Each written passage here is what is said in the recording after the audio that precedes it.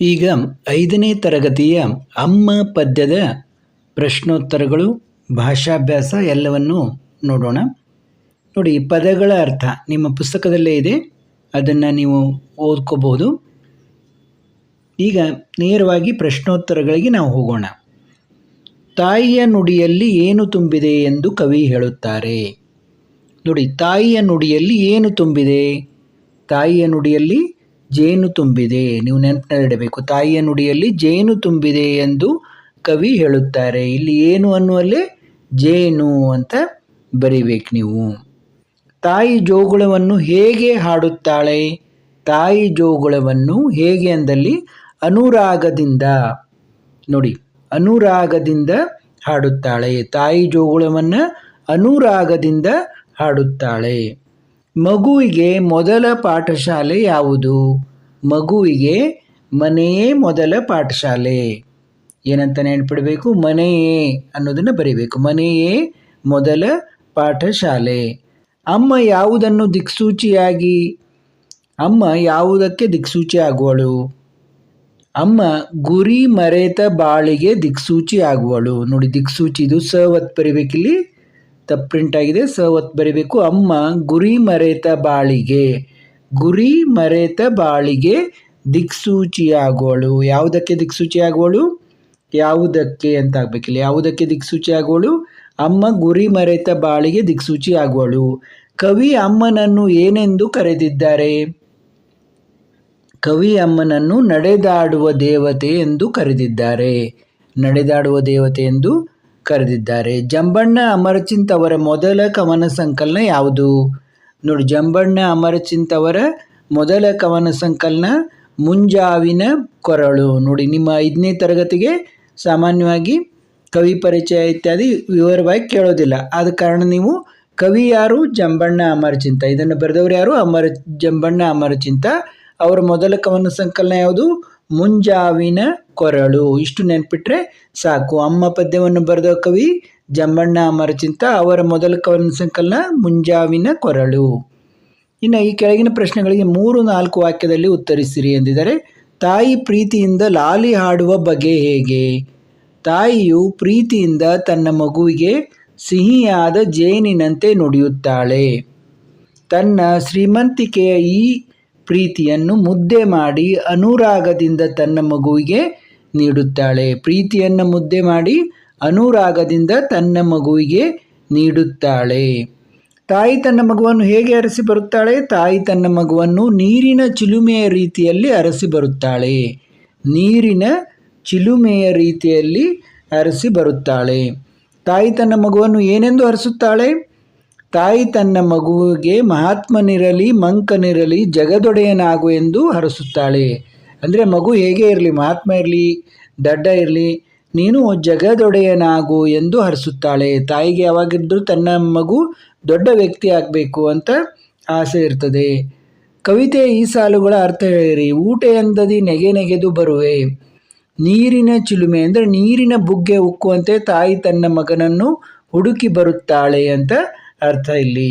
ಮಹಾತ್ಮನಿರಲಿ ಮಂಕನಿರಲಿ ಜಗದೊಡೆಯನಾಗಲೆಂದು ಹರಸುವ ಮಾತೆ. ಉತ್ತರ, ತನ್ನ ಮಗ ಶ್ರೇಷ್ಠನಾಗಬೇಕು, ಉತ್ತಮನಾಗಬೇಕು, ದಡ್ಡನಾಗಿರಲಿ, ಅವನನ್ನು ಜಗಕ್ಕೆ ಅರಸನಾಗು ಎಂದು ತಾಯಿ ಆಶೀರ್ವದಿಸುತ್ತಾಳೆ. ಅವನು ಹೇಗೆ ಇದ್ದರೂ ಕೂಡ ಅವನನ್ನು ಜಗಕ್ಕೆ ಅರಸನಾಗು, ಅವನನ್ನು ಬೆಳೆಸುವಂತ ತಾಯಿ ಆಶೀರ್ವಾದಿಸ್ತಾಳೆ, ಅವಳು ಹರಸ್ತಾಳೆ.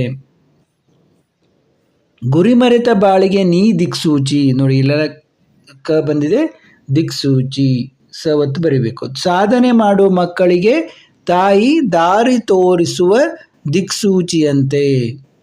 ಅಂದರೆ ಗುರಿ ತೋರಿಸುವ ದಿಕ್ಸೂಚಿಯಂತೆ. ಇನ್ನು ಭಾಷಾಭ್ಯಾಸ ನೋಡಿ. ನುಡಿ, ಅ ಪಟ್ಟಿಯನ್ನು ಬ ಪಟ್ಟಿಯೊಂದಿಗೆ ಹೊಂದಿಸಿ ಬರೆಯಿರಿ ಅಂತಂದಿದ್ದಾರೆ. ಅ ಪಟ್ಟಿ ಬ ಪಟ್ಟಿ ಇಲ್ಲಿ ನೋಡಿ ಹೊಂದಿಸಿ ಬರೆದಿದೆ. ನುಡಿ ಅಂತಂದರೆ ಮಾತು, ಇಲ್ಲಿ ಉತ್ತರ ಕೊಟ್ಟಿದ್ದಾರೆ ನೋಡಿ. ಅನುರಾಗ, ಅನುರಾಗ ಅಂತಂದರೆ ಪ್ರೀತಿ. ಊಟೆ ಅಂದರೆ ನೀರಿನ ಚಿಲುಮೆ. ನಭ ನಭ, ನಭ ಅಂತಂದರೆ ಆಕಾಶ. ಈ ರೀತಿ ನೀವು ಹೊಂದಿಸಿ ಸರಿಯಾದ ಉತ್ತರವನ್ನು ಬರೀಬೇಕು. ಈ ಶಬ್ದಗಳನ್ನು ನಿಮ್ಮ ಸ್ವಂತ ವಾಕ್ಯದಲ್ಲಿ ಉಪಯೋಗಿಸಿ. ಅನುರಾಗ, ದೇವರಲ್ಲಿ ಅನುರಾಗ ಮೂಡಿದಾಗ ಭಕ್ತಿಯೂ ಬೆಳೆಯುತ್ತದೆ. ನಭ, ನೀಲ ನಭದಲ್ಲಿ ಅಸಂಖ್ಯಾತ ನಕ್ಷತ್ರಗಳಿವೆ. ಗುಟುಕಿಡು, ಪಕ್ಷಿಗಳು ತಮ್ಮ ಮಕ್ಕಳಿಗೆ ಗುಟುಕಿಡುತ್ತವೆ. ಮಹಾತ್ಮ ಸ್ವತಂತ್ರ ತಂದುಕೊಟ್ಟ ಗಾಂಧೀಜಿ ಮಹಾತ್ಮ ಎನಿಸಿದರು. ಇದು ದಿಕ್ಸೂಚಿ ನೋಡಿ, ಎಲ್ಲ ಕಡೆ ಇದು ಸವತ್ತು ಹೋಗಿ ಕ ಆಗಿದೆ. ನಾವು ಕಲಿತ ಪಾಠ ನಮಗೆ ದಿಕ್ಸೂಚಿ ಆಗಬೇಕು. ಕೆಳಗೆ ಕೊಟ್ಟಿರುವ ಪದಗಳ ಉಚ್ಚಾರಣೆ ಹಾಗೂ ಅರ್ಥ ವ್ಯತ್ಯಾಸ ತಿಳಿಯಿರಿ. ನೋಡಿ, ಅರಸು, ಹರಸು. ಅರಸು ಅಂತಂದರೆ ಹುಡುಕುವುದು. ಅರಸು ಅಂದರೆ ಹುಡುಕುವುದು. ಹರಸು ಅಂದರೆ ಆಶೀರ್ವದಿಸು. ಹಾಡು ಅಂತಂದರೆ ಹಾಡನ್ನು ಹೇಳುವುದು. ಆಡು ಅಂದರೆ ಆಟವಾಡುವುದು. ನಡೆ, ನಡೆಯುವುದು. ನುಡಿ ಅಂದರೆ ಮಾತು. ನಗೆ ಅಂದರೆ ನಗುವುದು. ನೆಗೆ ಅಂತಂದರೆ ಜಿಗಿಯುವುದು. ಸಿರಿ ಅಂದರೆ ಶ್ರೀಮಂತಿಕೆ. ಸೆರೆ ಅಂತಂದರೆ ಬಂದಿಯಾಗು. ಮರೆ ಅಂತಂದರೆ ಕಣ್ಮರೆಯಾಗು. ಮೊರೆ ಅಂತಂದರೆ ಪ್ರಾರ್ಥನೆ. ಕೆಳಗಿನ ಪದಗಳಿಗೆ ವಿರುದ್ಧಾರ್ಥಕ ಪದಗಳನ್ನು ಬರೆಯಲಿದ್ದಾರೆ. ರಾಗ, ದ್ವೇಷ. ಕರುಣೆ, ನಿಷ್ಕರುಣೆ. ಒಡೆಯ, ಸೇವಕ. ಮೊದಲ, ಕೊನೆಯ. ಈ ಜೋಡಿ ನುಡಿಗಳನ್ನು ಗಮನಿಸಿ ವಾಕ್ಯದ ಮುಖಾಂತರ ಅರ್ಥ ತಿಳಿಯಿರಿ. ತಪ್ಪು ನೆಪ್ಪು. ನನ್ನ ತಪ್ಪು ನೆಪ್ಪುಗಳನ್ನು ಅಮ್ಮ ಕ್ಷಮಿಸುವಳು. ಅಡೆತಡೆ. ಅಡೆತಡೆ ಬಂದರೂ ಓದು ಮುಂದುವರಿಸುವನು. ಅಡೆತಡೆ ಬಂದರೂ ಓದು ಮುಂದುವರಿಸುವನು. ಸುಳ್ಳು ಪೊಳ್ಳು. ನಾನು ಸುಳ್ಳು ಪೊಳ್ಳು ಹೇಳುವುದಿಲ್ಲ. ಹಾಲು ಜೇನು. ಬದುಕು ಹಾಲು ಜೇನಿನಂತೆ ಇರಬೇಕು. ನೋಡಿ, ಪೂರಕ ಓದು ಏನು ಅಷ್ಟೊಂದು ಇಂಪಾರ್ಟೆಂಟ್ ಅಲ್ಲ.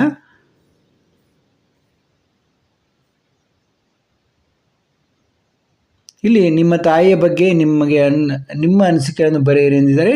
ಇಲ್ಲಿ ಒಂದು ಮಾದರಿಯನ್ನು ಕೊಟ್ಟಿದ್ದಾರೆ. ನನ್ನ ತಾಯಿ ದೇವತೆ. ಬೆಳಗ್ಗೆ ಏಳುವುದರಿಂದ ರಾತ್ರಿ ಮಲಗುವವರೆಗೆ ಆಕೆ ನನ್ನ ಬಗ್ಗೆ ತುಂಬ ಕಾಳಜಿ ತೋರಿಸುತ್ತಾಳೆ. ಎದ್ದ ಒಡನೆ ನನಗೆ ಹಲ್ಲುಜ್ಜಲು, ಬ್ರಷ್, ಪೇಸ್ಟ್ ಹಾಕಿಕೊಟ್ಟು ಚೆನ್ನಾಗಿ ಉಜ್ಜುವಂತೆ ಹಾಗೂ ಮುಖ ತೊಳೆಯುವಂತೆ ಮಾರ್ಗದರ್ಶನ ನೀಡುತ್ತಾಳೆ.